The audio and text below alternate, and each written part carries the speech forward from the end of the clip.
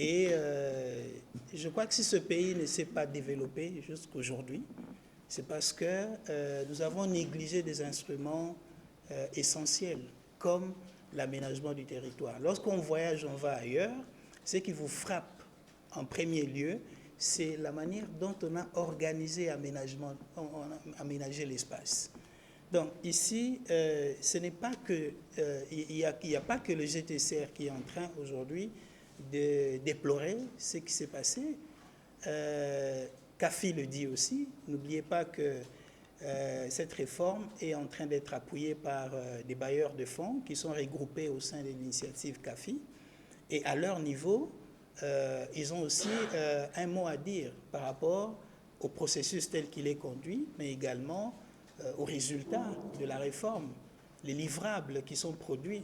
Et là, lorsqu'on est rentré des Zongo, il était attendu que le ministère puisse organiser une restitution au profit des parties prenantes. Et cette restitution était attendue de tous. Il n'y avait pas que les organisations membres du GTCR qui attendaient la restitution. Il y avait également CAFI, il y avait le FONARED qui attendait, mais il y avait également le public d'une façon générale. Parce qu'il était question de voir si tout le monde, toutes les parties prenantes étaient d'accord, s'il y avait un consensus autour à la fois du document de politique, le projet qui était là, et en même temps du projet de loi. On attendait qu'il y ait un débat, un discours, et qu'on vérifie si les différentes demandes des parties prenantes ont été reflétées dans le document final, avant d'aller en Conseil des ministres. C'est comme ça que nous parlons d'un draft. Donc pendant que nous avions des assurances qu'il y aura cette restitution, nous étions surpris. On nous dit, attendez, il y aura la restitution. Or, dans l'entretemps, les dossiers avaient déjà été introduits pour être discutés et validés en Conseil des ministres. Vous voyez? Donc, ce n'est pas seulement parce qu'on a suggéré des choses qui n'ont pas été prises en compte, mais nous sommes tous à le dire. Il n'y a pas que le GTCR qui le dit. Il y a d'autres également qui ont des critiques assez pertinentes sur le document qui n'ont pas été intégrées.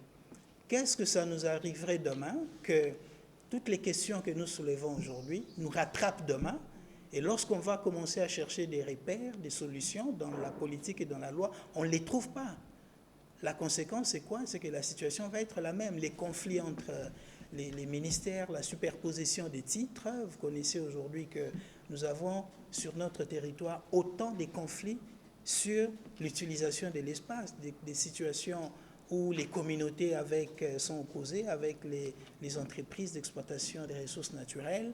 Vous avez des conflits entre les mines et les aires protégées.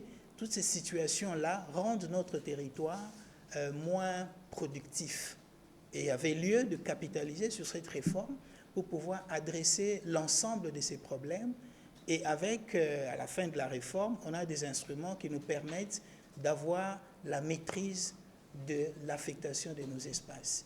Et comme cela n'a pas été le cas, on a pensé qu'il y avait lieu de porter ce plaidoyer. Et le Cordo l'a dit, dans notre feuille de route, on a prévu effectivement de continuer ce plaidoyer.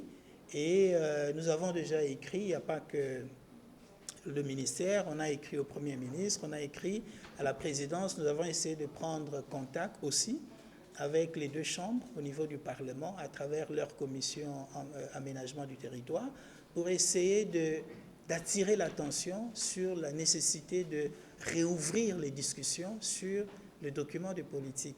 Il y a lieu de réouvrir les discussions pour qu'on ait un document qui soit bien finalisé et qui contienne des réponses pour l'avenir.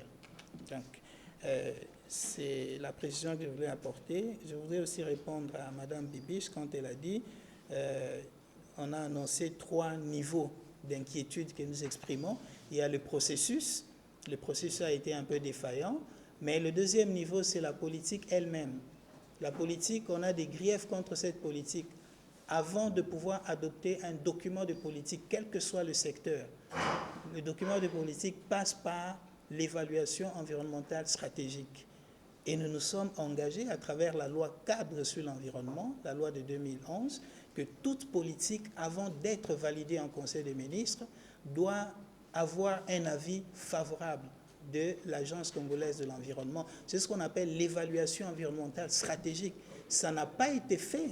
Or, c'est cette évaluation qui permet de pouvoir intégrer déjà la prise en compte de l'environnement, de la biodiversité, des tourbières, toute la richesse que nous avons en termes de paysages naturels, les valeurs culturelles que nous avons. C'est au fait, à travers l'évaluation environnementale stratégique, qu'on le garantit. Or, cette évaluation n'a pas été faite. Oui? Donc ça, c'est au niveau de la politique. Il y a d'autres griefs, on n'a pas le temps pour y revenir. Alors, le troisième niveau, c'est au niveau de la loi, le projet de loi, qui aujourd'hui est déjà aussi communiqué dans la sphère gouvernementale et en discussion. Ce projet a énormément d'écueils, et je pense que dans la note qu'on vous a partagée, tout ce qui est dit là, tout ce qui est dit, c'est vraiment des problèmes, des contraintes qui se situent au niveau de la loi. Donc ce sont là les trois niveaux. Alors, je ne sais pas s'il y a une autre question à laquelle